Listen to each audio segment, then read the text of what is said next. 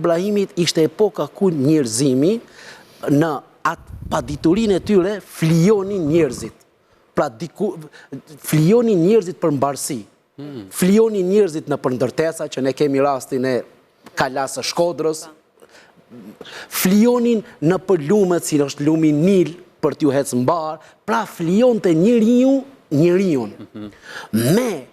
Me këtë ritual, kaloi, pra ishte një mekanizëm hynor që Zoti orientoi njerëzit që nga flijimi njeriut të njeriut, jo, nuk është nevoja, dhe këtu lidhet pastaj me dy profetet që është Ibrahimi dhe djali i tij Ismaili. Këtu fillon, pra është transformimi i madh mbar njerëzor, jo vetëm për muslimanët, që nuk duhet më u derdh gjaku i njeriut për njeriun, por në këtë këmbim duhet që derdhet gjaku i kafshës dhe kjo kafsha që është dobit njeriut u shpërndahet të afërmve dhe pikrisht unë me keqardhje them që edhe pas mijëra vjeç nga Ibrahimi, njerëzimi akoma nuk e ka mësuar urtësinë e këtij momenti që mos derdhin gjakun e njëri tjetrit.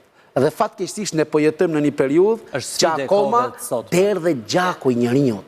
Dhe në mesazhin e fundit që Muhamedi alayhis salam i ka dhënë përmbar njerëzimin deri në deri në kataklizmën në fundin e kësaj bote, ka përmend në mënyrë specifike, ka shumë për mënyrë specifike, ka thënë, dijeni se gjaku i njeriut është i shenjtë, se nderi i njeriut është i shenjtë, se pasuria e njeriut është e shenjtë.